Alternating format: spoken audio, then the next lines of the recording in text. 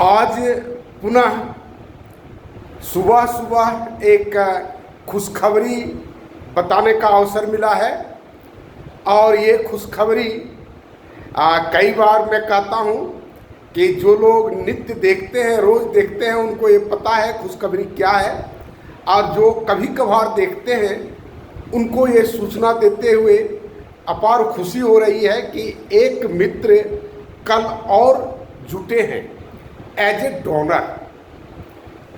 Donor कहना बहुत बड़ी बात है।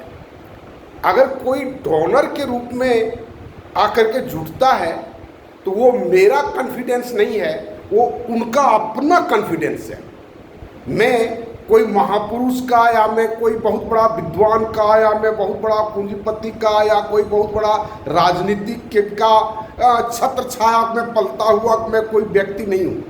मैं एक सामान्य सा आदमी, एकदम सामान्य आदमी हूँ।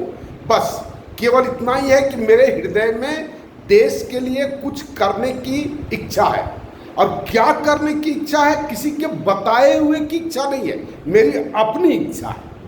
मैंने सृजन किया है, मैंने रास्ता बनाया है, मैंने सामाजिक संरचना बनाया, मैंने उसका एडमिनिस्ट्रेशन का सिस्टम डेवलप किया है हमने, और सब कुछ मेरा सोचा हुआ है।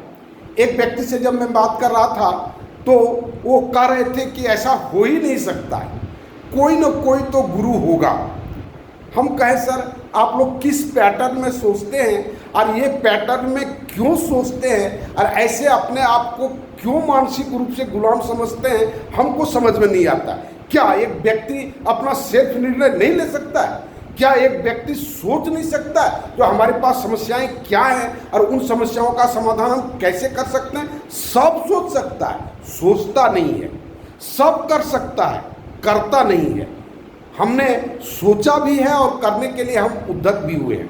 तो वो व्यक्ति हमारा स्टूडेंट है और इस तरह से हमको लगता है कि 17 या 18 स्टूडेंट हमारे साथ जुटने का वचन दिए हैं, और ये वचन मेरे स्टूडेंट हैं तो मुझे पूर्ण विश्वास है कि उसमें कोई किंतु नहीं है।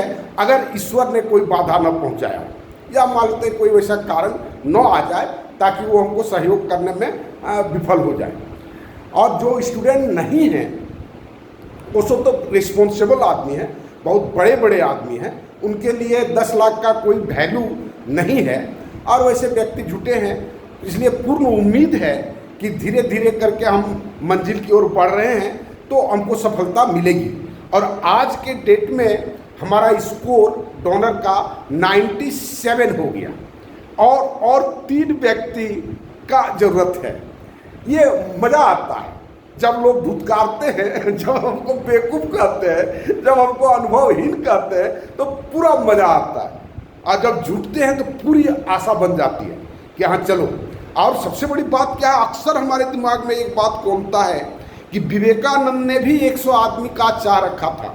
उन्होंने कहा था कि 100 आदमी अगर मिल जाएगा तो मैं दुनिया बदल दूंगा, और विवेकानंद जैसा आदमी को 100 आदमी उपलब्ध नहीं हो पाया था। पता नहीं वो 100 आदमी के पीछे क्या उनका क्राइटेरिया था। उतनी आबादी में हमको लगता है कि विवेकानंद के पीरियड में करीब 30 करोड़ 40 करोड़ के आसपास भारत की आबादी रही होगी, और उस 40 करोड़ में विवेकानंद जैसा विद्वान आदमी जिसका गुरु रामकृष्ण परमहंस हो, और वो तब उनको 100 आदमी सहयोग करने के लिए तैयार नहीं हुआ होगा। तो उस दृष्टिकोण से अगर हम सोचते हैं तो उससे हमारी चेतना आज बहुत विकसित हुई है, बहुत डेवलप हुआ है। हम विवेकानंद नहीं हैं, विवेकानंद के एक नाखून के बराबर हम नहीं हैं। और इसके बाद भी अगर मानते हैं 100 आदमी, लगभग 97 आदमी अगर हमारे साथ विश्वास व्यक्त करने में सफल हुए हैं या विश्वास दे रहे हैं तो ये बहुत बड़ी बात है। इसमें बार बार ये मैं कहता हूँ, ये मेरा कॉन्फिडेंस नहीं है, उस व्यक्ति का कॉन्फिडेंस है। जो व्यक्ति हमारे साथ जुट रहे हैं उनमें देशभक्ति है, उनमें मानवता से प्यार है, उनमें अपने आने वाले संततियों से प्यार है, उनको वातावरण से प्यार है, उनको पर्यावरण से प्यार है, उनको प्रदूषण से प्यार है या प्रदूषण से दूर हटाने के प्रति वो दृढ़ प्रतिज्ञ है। और उन सारे व्यक्तियों का उनका अपना निजी निर्णय है। मुझे बहुत खुशी होती है जब कोई एक व्यक्ति जुटते हैं, और एक लंबे समय तक जब कोई व्यक्ति नहीं जुटता है तो बड़ी निराशा घेरने लगती है कि क्या 100 आदमी नहीं हो पाएगा। लेकिन अक्सर ये बात हम लोगों को कहते थे, जैसे लोग बोलते थे जो ऐसा आदमी मिलेगा कल, क्या देशभक्त केवल वो हम ही पैदा हुए हैं, मनुष्यता को प्रेम करने वाला केवल वो हम ही पैदा हुए हैं, और इतना बड़ी आबादी में 100 आदमी नहीं होगा, अवश्य होगा। ऐसा हम अक्सर हमारे मन में ये कॉन्फिडेंस रहता है और आज भी है, और हम कर पाए। कल जो मित्र जुटे हैं वो मुश्किल से हमको लगता है 26 और 27 साल का उम्र का होगा।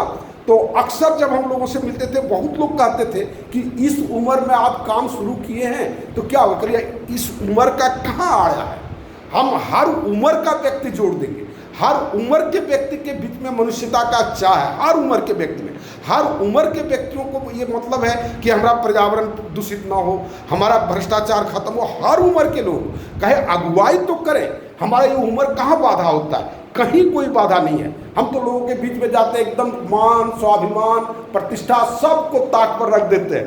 हो सकता है जाते हैं जिसका घर, हो सकता है हमको कई बार ऐसा हुआ है कि दुत्कार करके निकाल दिया है और उसको हम झेले हैं, और आज भी झेले।